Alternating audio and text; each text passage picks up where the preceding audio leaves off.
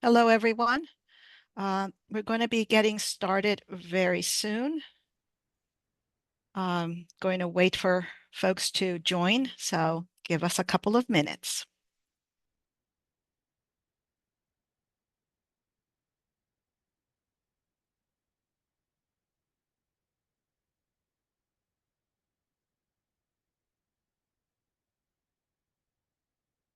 Okay, we're about 150 people. I'll wait till we have closer to 200 and we'll get started.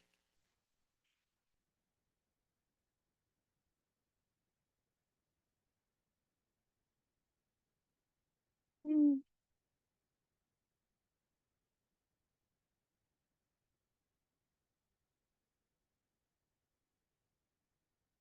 Okay, I'm going to go ahead and get us started, even as folks join us. Welcome. You are here for the webinar on um, Beyond a Throwaway Culture, a focus on plastics. And I'm Pazardasa Regan. I am program manager at Catholic Climate Covenant. And let me share my screen.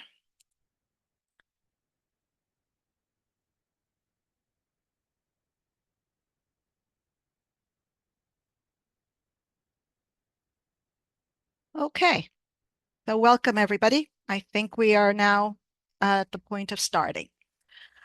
Before we begin, there's a little bit of housekeeping that I always get us started with.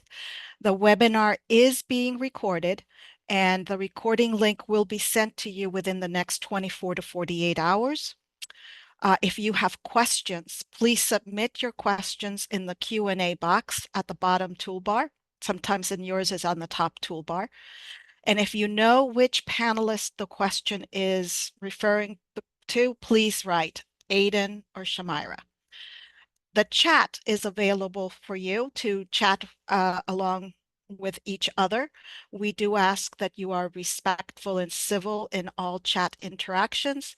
If I see that somebody is not, I will give you a warning.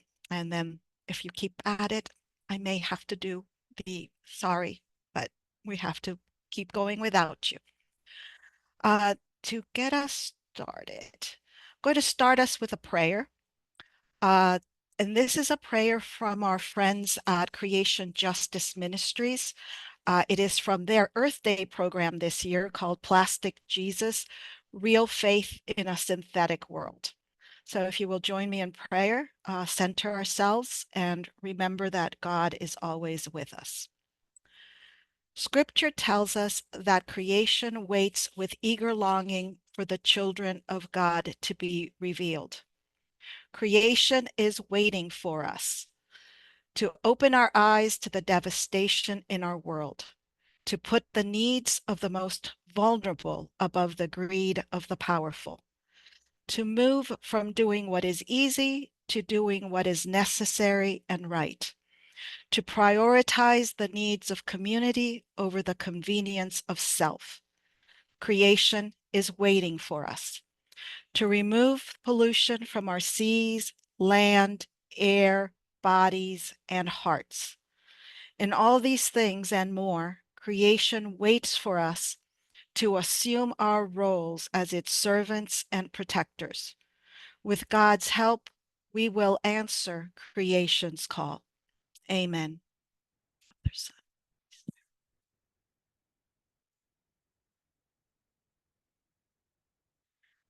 As we get started, as I said, the focus of this webinar is the same focus as the Covenant's Earth Day program, where we delved into how over the past 50 years, world plastic pollution and production has doubled. EPA, the Environmental Protection Agency, estimates that the production of plastic products accounts for 4 to 8% of global oil production.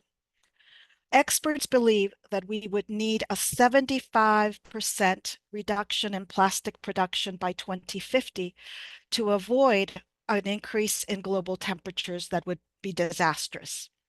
If we're going to control the climate crisis, improve the health of our air, our oceans, protect the Earth's biodiversity, and especially protect human health, we need to tackle plastic pollution crisis.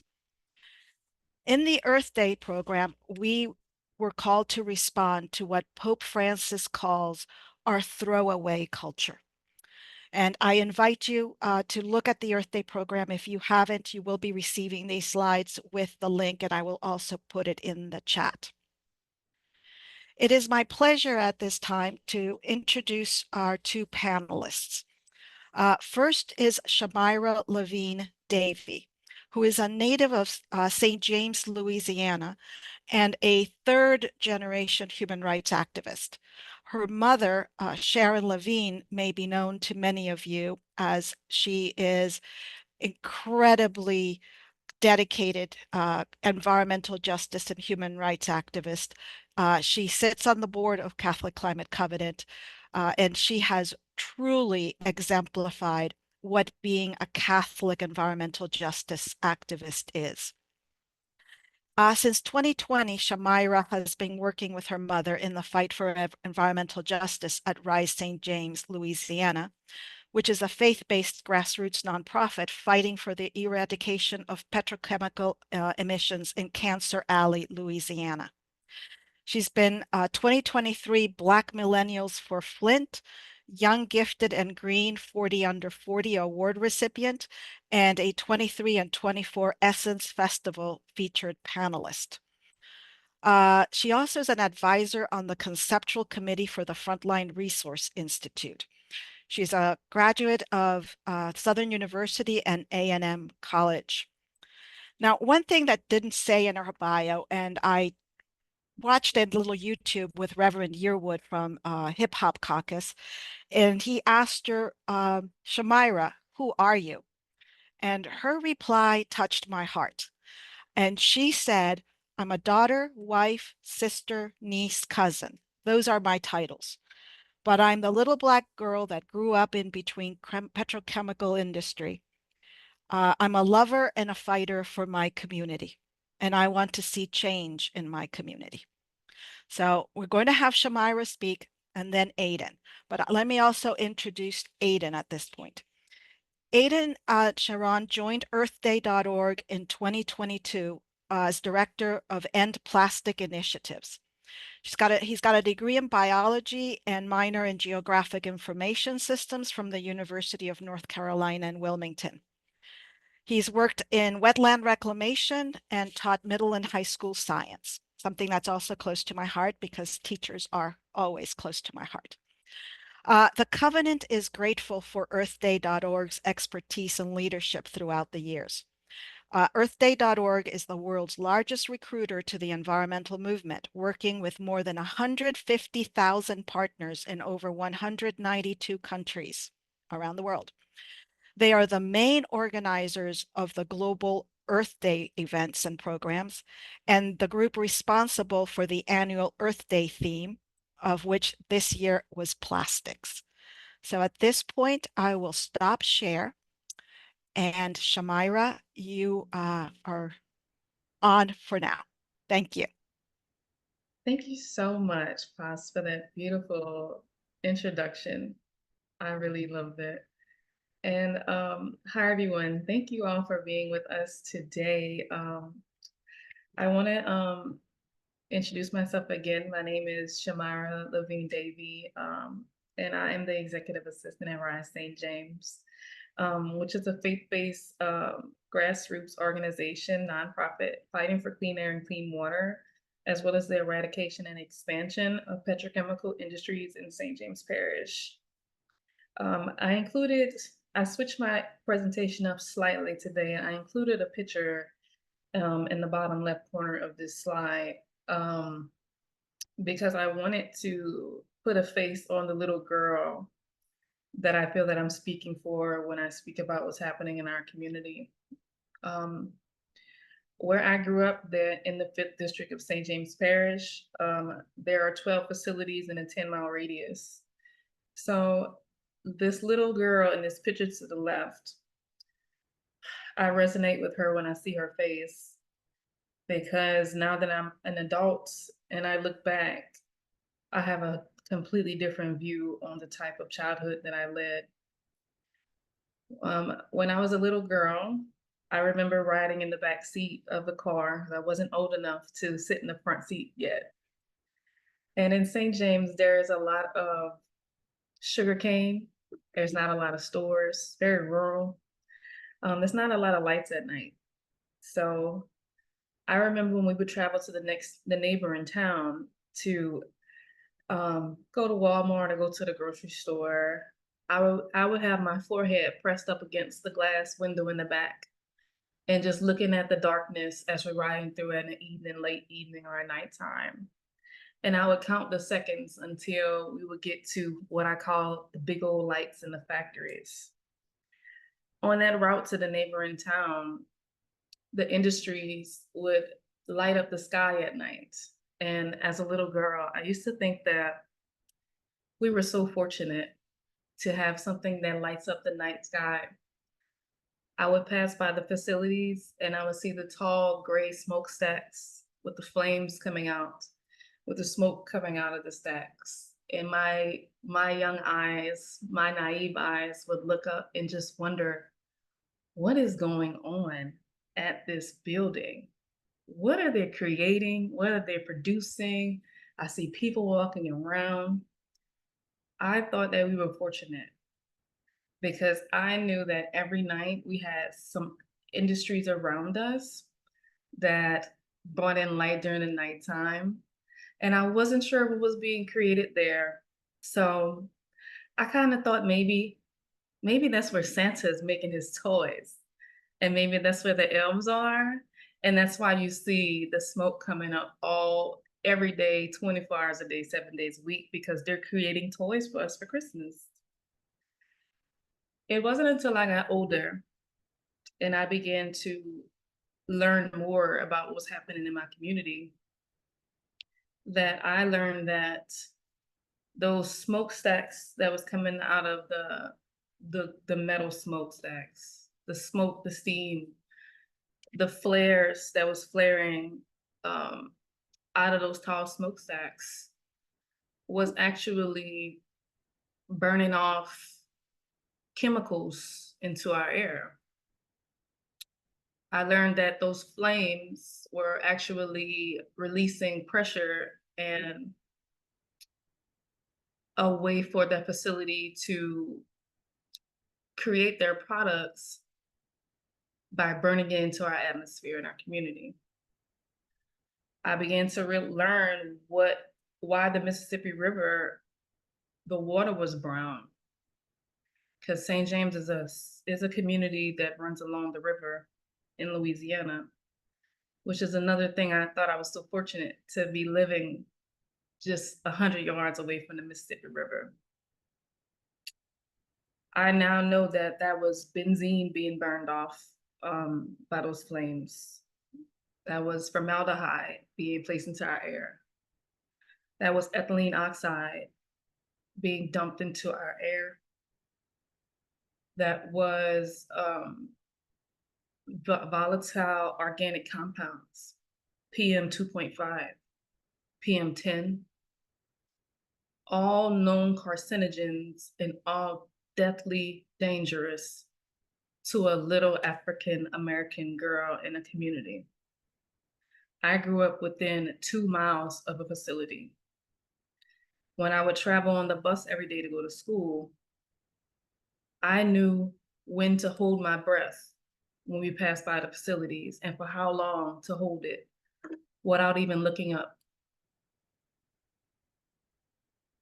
Now, as an adult, I keep a picture of that little girl that I have on the left side of your screen. I also have her on the wall back here behind me because I recognize and I find pride in fighting for any other little girl that grew up or is currently living next to these facilities and may or may not know what's really going on. So let me begin. I will give you a little history into our community. So if you've heard of Cancer Alley, it's a nickname that our community has gotten due to highest cancer rates in the country. Cancer Alley itself is an 85-mile stretch of road that runs along the Mississippi River, stretching from Baton Rouge, Louisiana to New Orleans, Louisiana. At the time that I created this presentation, the number was 180 plus petrochemical facilities, but the number has exceeded that, not in my part, but in other parts of Cancer Alley. In St. James Parish itself, there are 7 districts. And actually, St. James Parish is divided. It's roughly almost half and half African American, half Caucasian. But each district may have more Caucasians in this district and more African American in this district. Well, in the 5th district, where I'm from, has a higher concentration of African American residents. And then the 4th district, which is across the Mississippi River from us, is also predominantly African American. But all of the facilities in St. James Parish are in the 4th and the 5th district. There are none in the 6th, the 7th, or the 1st or the 2nd or 3rd. And it just so happens that those districts are majority Caucasian. Cancer risk in our community is more than 700 times the national average. You can be exposed to carcinogens by living closer to the facilities, but they're also impacting the neighboring districts as well. My mom, I look at this picture and I see strength and power. So in 2018, my mom heard about an industry named Formosa Plastics that was going to come into the 5th district in St. James Parish. She learned about it whenever our former governor, John Bel Edwards, announced the facility on the news with excitement, saying, we have a $9.4 billion industry that we're so excited to be coming into Louisiana, and to be built 2 miles from my mom's home, where she currently lives to this day, and 1 mile away from our only elementary school of little African American boys and girls. My mom, in true Taurus fashion, said, not on my watch. And as a retired school teacher of 39 years, she retired to do this work, and she created Rise St. James, which is now Rise St. James, Louisiana. God will use one person. And that's something I have to say before I move forward. Sometimes it only takes one. Sometimes others can be fearful, but God will uplift that one person that's courageous enough to stand up against something that everyone said could not be done. There's no way to stop the industries. There's nothing we can do about it. The industry is already going to come. And my mom said, no, it's not.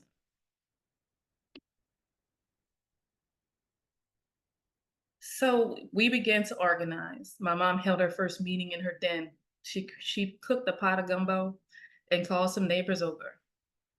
She went to God originally to ask God what should she do about this fight when she heard about the industry that was coming. She heard God tell her to fight. So she started where she was in her home, in her den, cooked the pot of gumbo and invited her neighbors and friends over. They talked about it, they discussed it, and Rise St. James was born. If Formosa Plastics is to be built in our community, here is a list of all the chemicals that they will emit. Formosa Plastics would be 14 industries into one, which often means they're going to need 14 air permits for those 14 facilities in their complex. Formosa Plastics, clearly by the name, would be creating plastics. And ethylene oxide is used in creating plastics. Ethylene oxide is also extremely dangerous to any human being that comes into contact with it. Here I have listed the health risk of the chemicals that Formosa Plastic would emit into a community that is already overburdened with extreme toxic levels of chemicals in our air, in our water, and in our soil.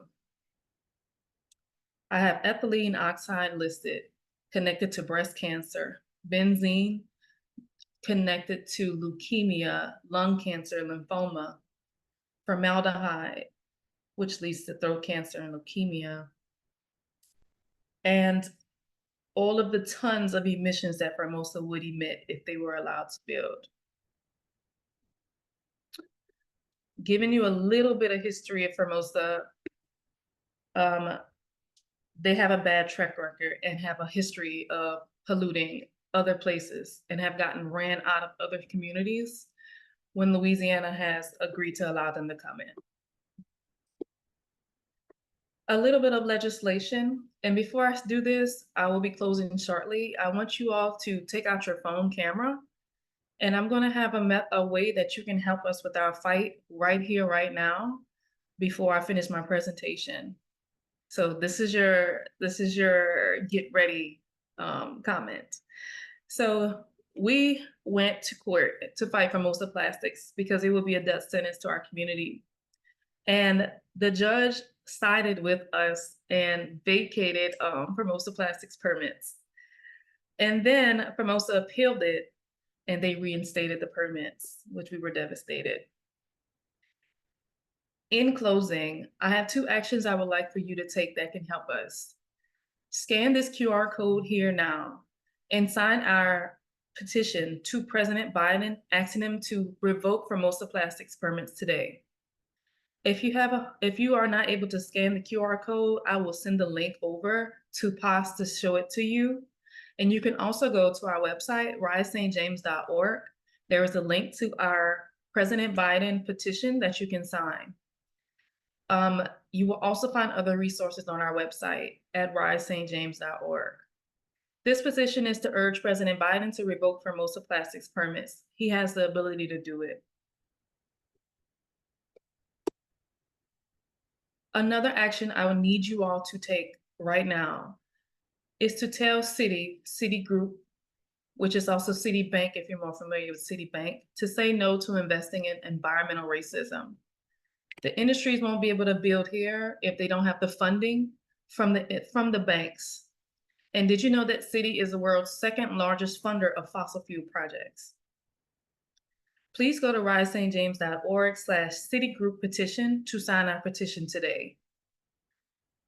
We need your signature and your support. You will be able to find both of our petitions on our website at risestjames.org. I can also drop them in the chat. In conclusion, I would love to connect with you all further to explain more of our fight. I've given you ways that you can help us. I've given you a little bit of insight on our fight and our experience. And there's so much more. We are in a battle with our state and local politicians. The industries pay them off. They turn a blind eye to the devastation. I have 2 uncles with cancer. I have 2 aunts that have died from cancer. And I'm waiting to see when I'm going to get a diagnosis after living in St. James my whole life. Please go to our website, risestjames.org. Follow us on Instagram, follow us on Facebook to learn more about it and to stay in touch with what we have going on. I can also drop my email as well in the chat. Thank you so much for your listening and for your courage to stand up and to fight and help us. Thank you.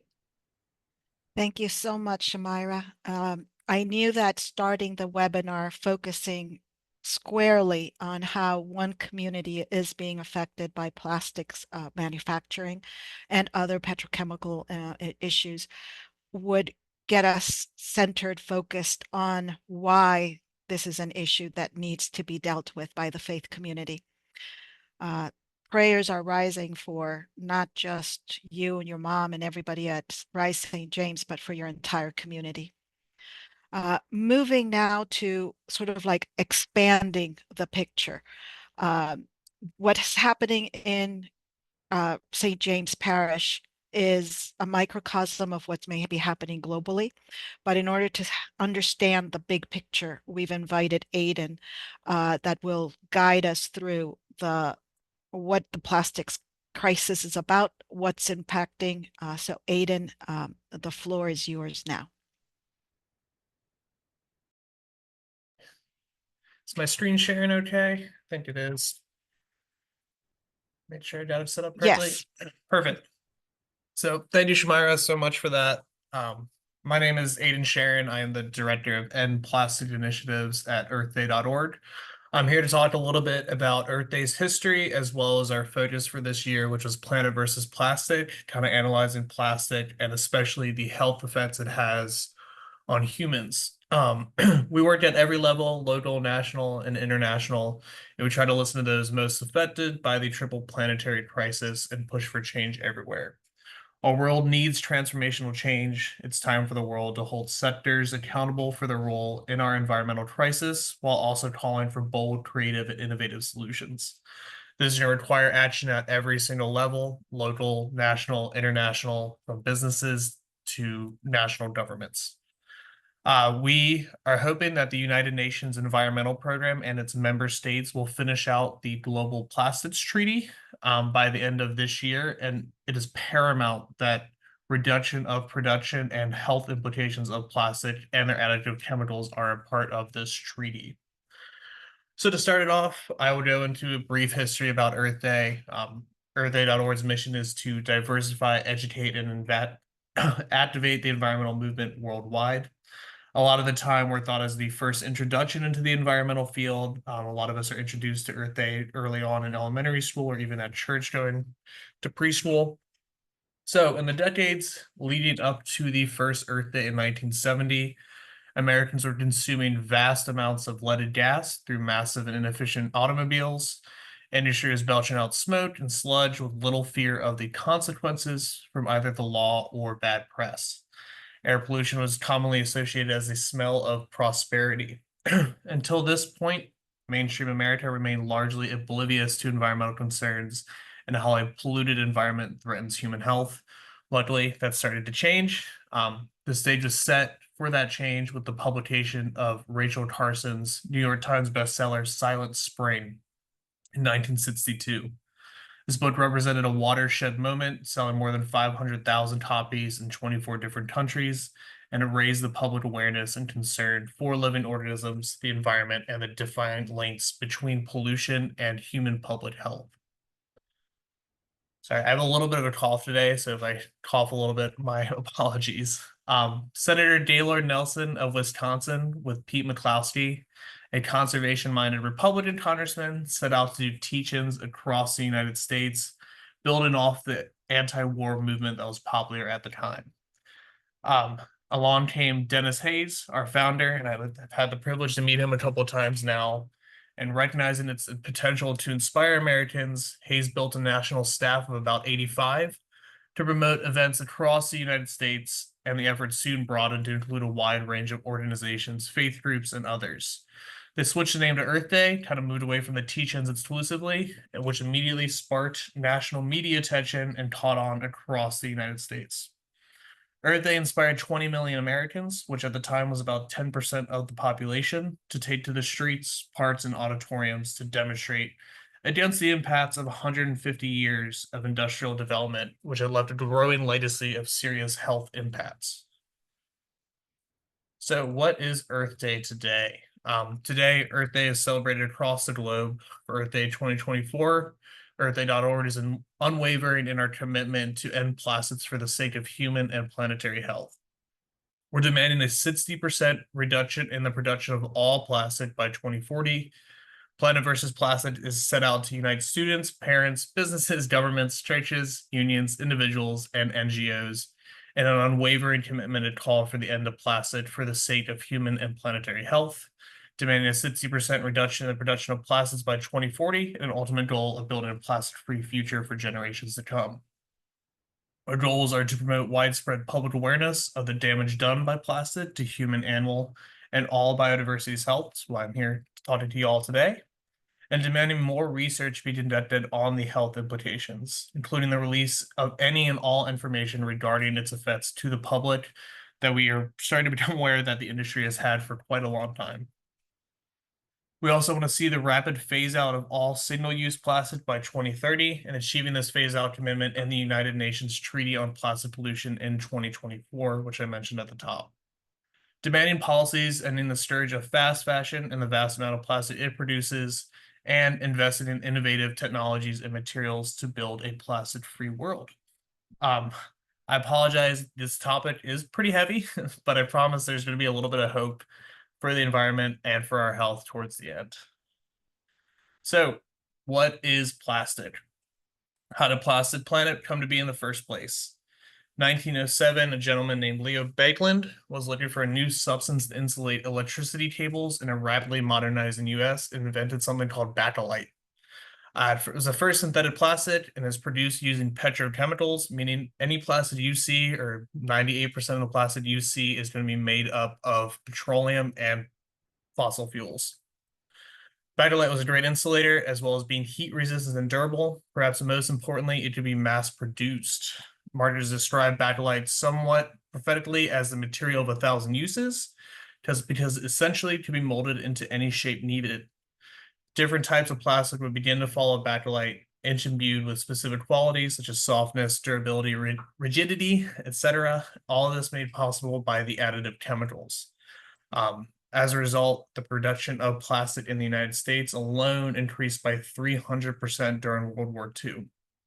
After World War II, there's no going back to a pre-plastic world. Industry and consumers alike embrace how plastic could be shaped and molded for practically any usage or need, all again made possible by those additive dangerous chemicals. Once these additives have been introduced, the resulting plastic is laid into specific molds to make whatever the manufacturing industry wants to make, be it toys, packaging, furniture, clothing, utensils, or bibs.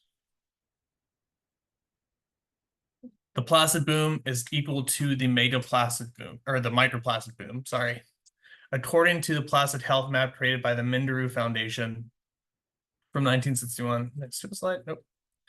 From 1961 to 1980, only 47 studies were conducted to assess the human health effects of plastic.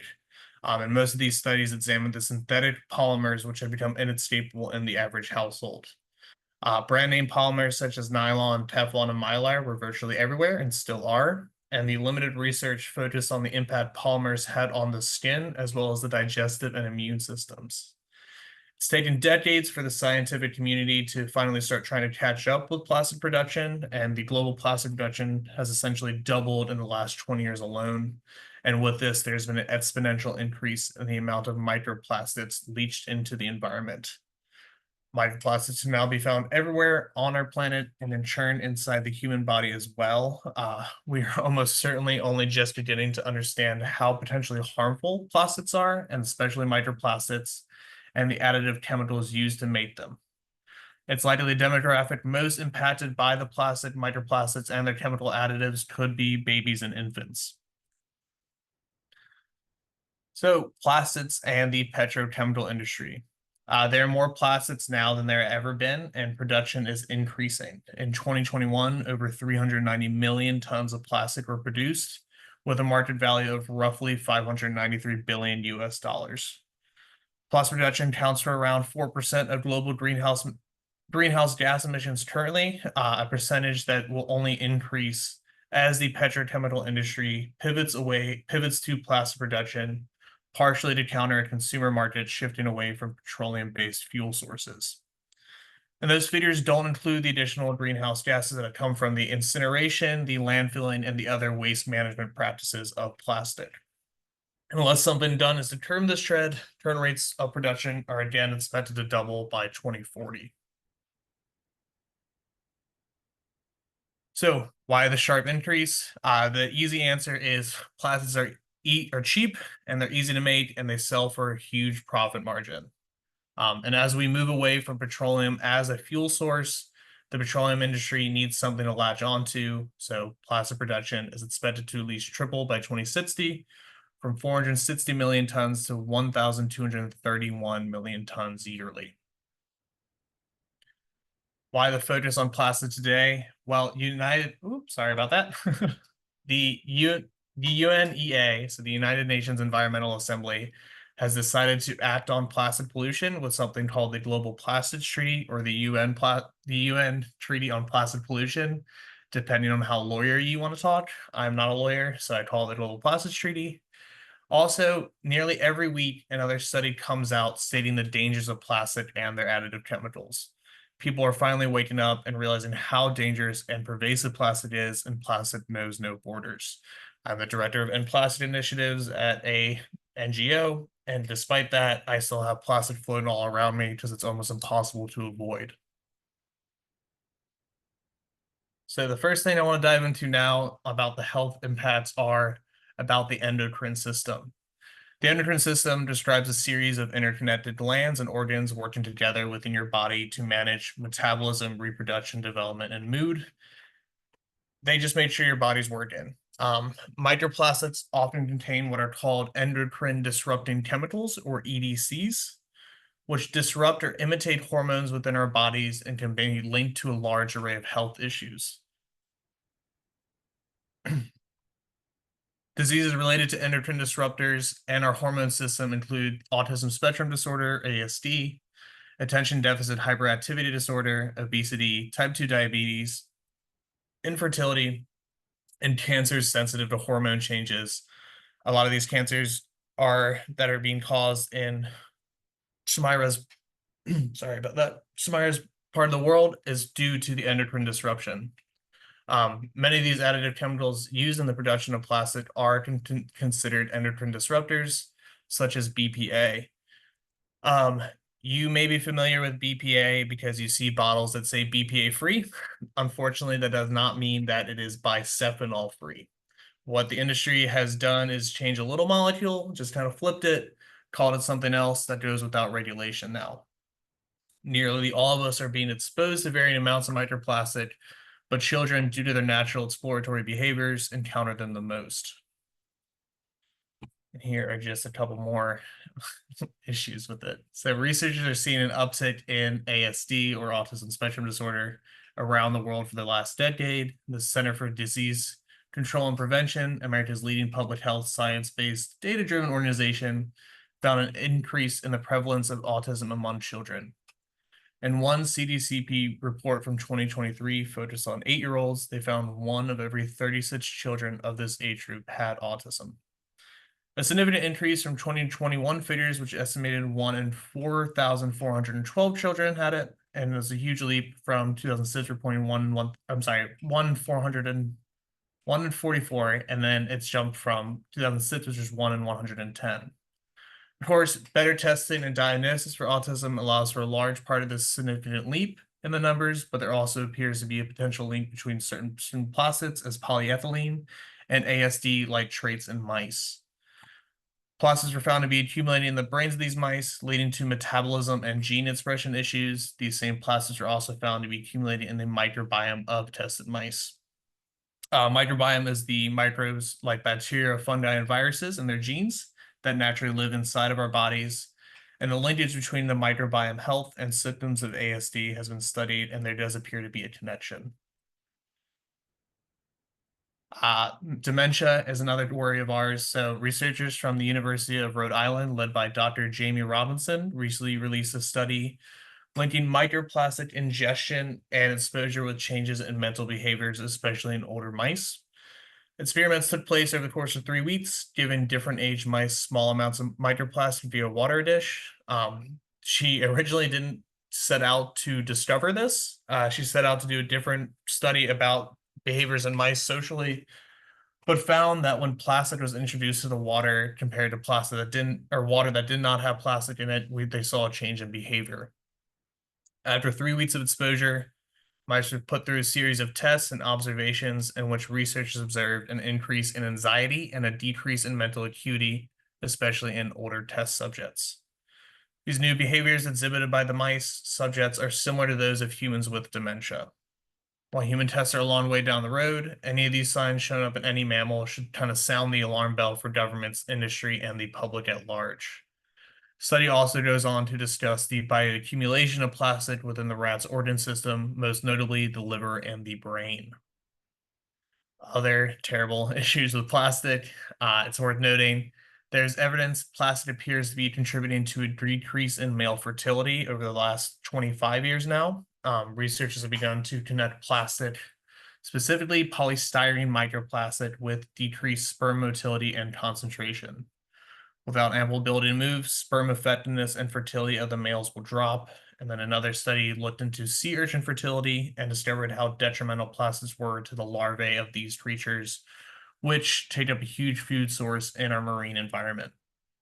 Other studies point out the same findings with fish larvae and crustaceans. And Pete Myers, a lead endocrine disruption scientist, put it to me back in April that more plastic equals less sperm. Now to get into even more unfortunate news is cancers. So pediatric cancer rates have increased at the same time as those of plastic production. While correlation in these trends does not prove causation, there are studies that have linked phthalates to childhood cancers. Phthalates are the synthetic chemicals that make plastic flexible. University of Vermont Cancer Study found childhood phthalate exposure was associated with osteocarcinoma and lymphoma before the age of 19 years old. Phthalates are the chemical additives used to make some plastic more durable as well, and also an inactive ingredient in some medications such as anti-inflammatory drugs and antibiotics, often to create the capsules for medication that many of us think is gelatin, but is in fact a type of plastic.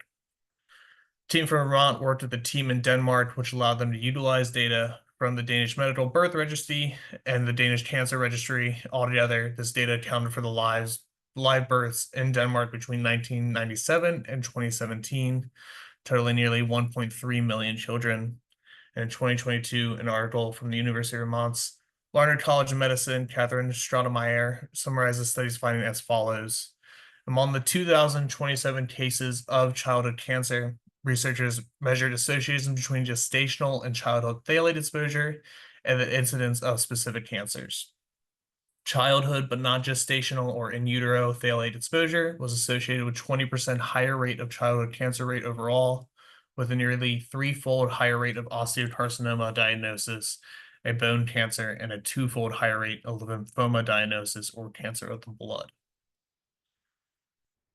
Almost done, I promise. So we have the degradation of lymphocytes. Lymphocytes take out the cells that have been damaged or attacked by outside invaders, such as bacteria or viruses. While microplastics are not actively destroying the cells or their ability to reproduce, they're affecting the gene and genomic expression of them. The type of research specifically on lymphocytes is novel and suggests a possible correlation between microplastic bioaccumulation and cancer risk. Risk of prostate cancer in men also have a link to plastic and chemicals used throughout. Researchers have found that exposure to BPA earlier in life had an increased rate of prostate cancer as they age. We can go more and more into the dangers of plastic, but I'll talk a little bit about our babies versus plastic report and kind of summarizes all that information that I just dumped. In November 2023, we released our babies versus plastic report, and since the 1950s, when plastics first started appearing in our lives, we've been force-fed the idea that they made our lives better. Plastics were almost good enough to eat, and in 1997, an advert from the American Plastic Council is exactly how they touted plastic wrappings and containers, even joking that plastics were the sixth food group and there to keep contamination out of our foods, as well as extending their shelf life.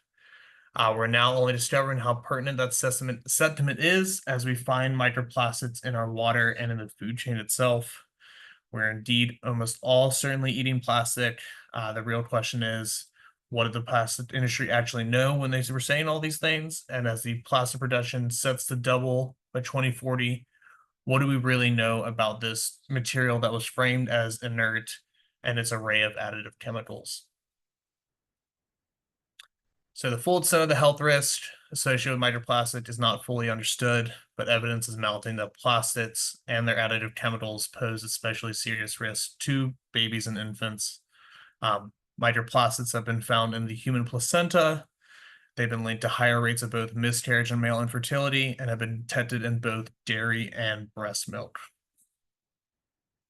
So why the concentration on babies? It's a little bit of a shock factor. It gets people talking and gets people kind of fired up about the issue. That is kind of why we went with it, but it's also important because there's evidence that babies are ingesting more microplastic and microfibers than adults because of key developmental stages, specifically crawling, teething, and their habit of tasting inanimate objects.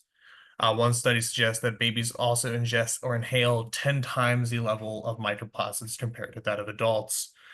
Similar things say the same about our pets, including our dogs and cats, just due to their low level to the ground. And microplastics and their additive chemicals are shed and leached from plastic toys, clothes, furniture, and even the soft crumb tire of playgrounds. There's a high percentage of microplastics in the air we breathe, including the air that we breathe inside. And some studies claim that babies are spending up to 90% of their time indoors, and so they're inhaling more of that. So, given plastics are ubiquitous and the production of it is on a trajectory to rapidly increase in the next decade, wouldn't we be applying a more precautionary approach to plastic? Precautionary approach states that enables decision makers to adopt precautionary measures when scientific evidence about an environmental or human health hazard is uncertain and the stakes are high. And I don't know what's higher than increased cancer rates or increased health issues on our children is. There's some small things you can do. You can run a plastic audit of your house, kind of make sure that you're moving away from plastic as much as you can. Take measure of what you're using the most plastic in, whether it's your cooking, and kind of move away from it. Change your clothing back to natural fibers. It's kind of a pain, I know, but clothes that say anything poly or say that it's a blend are likely going to have some sort of plastic fiber in them. And then one of the biggest things you can do is also reuse. Opt for the stainless steel water bottles, the glass water bottles. And then especially important is to push for local and national legislation. That is all I have. If you have any additional questions after this webinar, please feel to reach out to Charron at sthe.org. I know it's kind of a bummer to go over all that, but I think it's important for people to realize just how dangerous plastic can be and how ubiquitous it has become in our day-to-day lives. So thank you all. Thank you, Aidan. We do have a few questions, but before I go to those questions, I want to ask Shamyra and Aidan if they have any questions of each other before I go to the attendees. Or comments, questions or comments to each other. And if you don't, it's fine, but I wanted to give you that chance. I would just like to express how appreciative I am of Shamyra for telling her story. A lot of people don't realize that it is such an issue for us based here in the United States. We kind of think of it as a international problem that doesn't really affect us here at home, but it is a huge issue, and it's good to bring awareness of it. So thank you, Shamyra. Thank you so much, Aidan. And thank you for giving that that side of it as well, because we get those questions a lot as well. So I really appreciate it, and Pos, for you bringing us together. That was very, very great to be able to give both sides of this fight, and for everyone that's joined in. It means a lot. Thank you all for listening, and I know our community will be changed forever. I know we are in the process of it being changed forever. Thank you. Several of the questions that have come in have to do with how do we do our personal reduction of plastics when it's so pervasive? One of them said, for example, our medical items. She's a senior. She uses a CPAP machine. There's plastics. I know that there's a lot of things we can do and some things that we need to wait for the systemic change from the government or industry. But what are maybe like the top 2 or 3 things that you would recommend? Yeah, I can take that one. And I guess I'll start on the healthcare side of things. So I spend a lot of time working with the healthcare sector and people that are advocating for reduction in plastic. In the healthcare sector, there's no blanket exception for the healthcare sector, but there are special considerations that need to be made. And that's understandable. That's built into any legislation that is going around when it comes to plastic, and is something we're all familiar with. The best recommendations I can make in your life is to run that plastic audit. You won't realize how much plastic you actually have in your lives until you kind of take a look around and write down exactly what you're using. My wife and I have recently made the switch away from plastic in all of our cookware, or as much as we can. And there's also making the changes in your clothing is huge. Um, Plastic fibers account for one of the largest parts of the microplastic issue, and the fast fashion industry and the fashion industry is largely to blame for that. But there are kind of fast paced styles. I'm not a very stylistic person. I wear the same t-shirts for about 10 years at a time, but many go out and they buy new clothing at a frequent rate for a lot cheaper, and that tends to be a huge issue when it comes to the dumping of those microfibers. And then just reuse as much as you can. I know you hear it a lot from environmental people, and it can be kind of annoying to hear over and over again. You always hear reduce, reuse, recycle. The best things you can do are those reduce and those reuse policies. Right. I'm going to put again in the chat the Earth Day program because it does have at the end in the addendum a whole list of things that you can do as a community as well as an individual family to lower your use of plastics. So look at that resource. Shamyra, there's a question here for you, and it has to do with do you know the specific plastic products that end up being manufactured within Cancer Alley? Or is it just regular sheets of plastic that then somebody else creates something? Or is there already a link so that folks can say, I'm going to not use that product? Yes, there's a variety of materials that is created in Cancer Alley, but one would be vinyl chloride, PVC pipe, but we also have fertilizer, and so on and so forth. But that's one of the main ones. And then that ethylene oxide, which for most of wood bring, there's some of those industries as well. But with almost 200 facilities, there's a whole list, a whole spectrum of chemical and hazardous materials being made.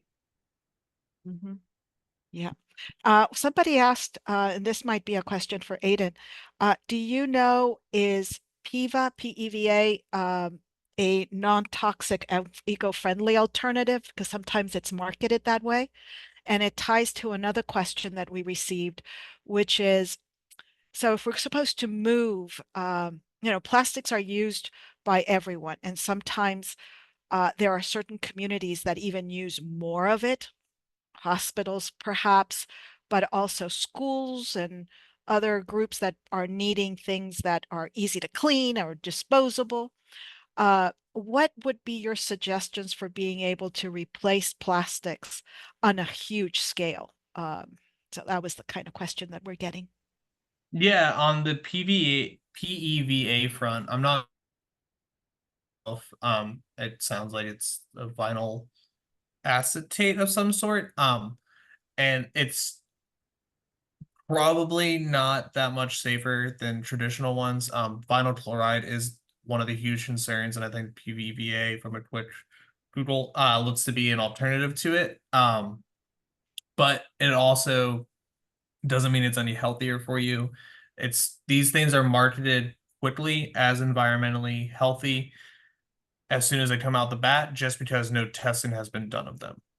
There's over 16,000 different chemicals that go into the production of plastic, 4,200 of which have been tested for toxicity, all of which have been found to be toxic to humans, with only 6 of them being regulated within the United States. And that's just talks of regulation within the United States. That's not actual regulation here at home yet. That's the Biden administration going out and saying, hey, we're going to address plastic in this way, but it's not enough. There's 16,000 different chemicals that go into this. 6 of them is not enough to stop it. In terms of different sectors moving away from plastic, it is going to take systematic change, and it's going to take our governments kind of standing up to industries to say, look, you can't keep advertising it this way as a quick, easy solution. We have to start thinking about kind of older ways of thinking of more sustainability, more reusability, and more usability for our products, and not this throwaway culture that hasn't been around for very long. It's probably only been 75 years where we've considered things throwaway one-time use. Like I'm looking at a plastic wrapper on a piece of gum, and that's just ridiculous that I have to just throw that thing away after I touched it for 2 seconds. So it's going to take some systematic change, some things that we are pushing for, at least in the school industry, and the school, I shouldn't say industry, but within schools, is more usability around food trays, and then just kind of setting that up. It is difficult, especially with a kind of transition away from a lot of the cooking being done in schools to outsourcing to exterior companies. So we're in it for the long haul, but it is going to be a difficult fight. Yeah, yeah. One question was, where would somebody be able to go to find good epidemiological evidence, the studies that you were talking about? Is there a place within earthday.org or somewhere else where they can find that? Yeah, everything I listed off, and I'm sorry for my heady long explanation of those things. I try to condense it down as much as I can, but we released the Babies versus Plastic report. That is, and all the sources there are linked throughout the entire report. So if you're reading along, you can click on the links there, and then we have a word cited page towards the back end. Excellent. I think because of time, we may just do a couple of maybe one or two. Um, One question here is regarding how to reduce microfibers, microplastics, especially in washing. Some folks have heard that using a filter in their washing machine might help. They wanted to know, is that truly recommended? And what about dryer sheets? Shamyra, do you want to? I can take this if you don't want to take it. More than happy to discuss it a little bit. So dryer sheets aren't aren't necessary. There are alternatives. There's a couple different tips. My wife and I use reusable wool balls. Mhm. You threw them in there, they remove the shock away from them. They don't leave you with that clean scent a lot of us are familiar with, but dryer sheets don't break down. They're made out of plastic. The fragrances, I'm sure, contain phthalates out out the wazoo, so there's no reason to truly use those. The filters are great, and there are certain states that are taking more action on the filters. New York, I believe it just went through last month. I'm gonna have to catch up on all of my New York databases. They're gonna start implementing filters onto washing machines starting in 2029, if I'm thinking correctly, but you can go out and buy your own. And those do go a long way.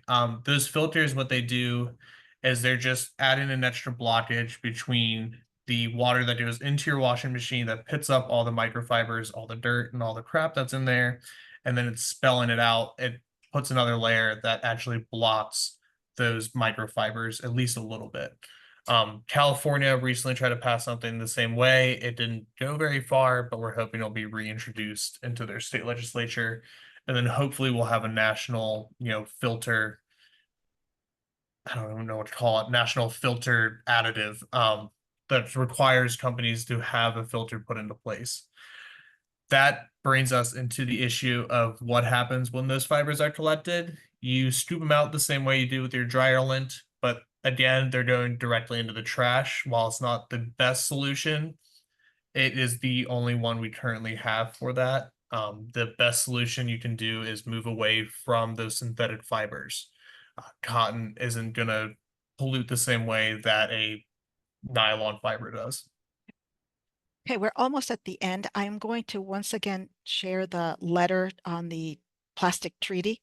And the reason I'm doing that is we're trying to get another 1,000 signatures, make it at least 2,000 Catholics that have signed it, and to be able to, by the middle to late August, present it to the Biden administration. And Aidan, do you want to say how that negotiation is going? Yeah, so we have the negotiation for the Global Plastics Treaty. We finished INC 4, or Intergovernmental Negotiating Committee 4.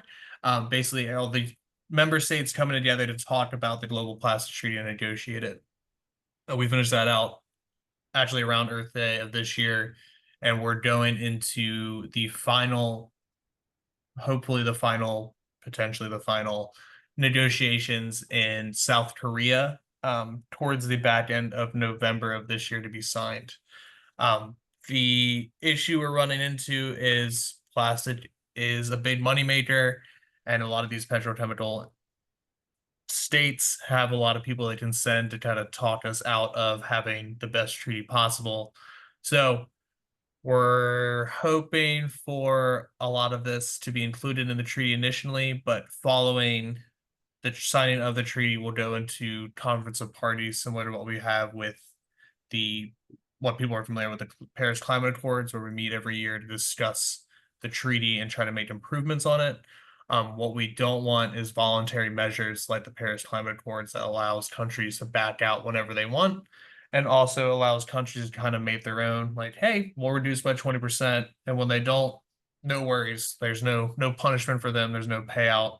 It's just what we're hoping the treaty does is hold industrialized states that are producing these plastics to account, and they're taking care of the rest of the world for the damage that they're truly Right. causing. Okay, unfortunately, we are out of time. I'm going to put up this for more information. Please do reach out to us. Uh, this will be part of your follow-up email as well. Finally, thank you so much, Shamyra and Aidan. I mean, we could go on another hour probably talking about these issues. Prayers rising for Rice St. James and for all the frontline communities around the world. Aidan, thank you, and earthday.org for your leadership. Many blessings, everyone. Thank you so much. Y'all have a good one. Bye-bye.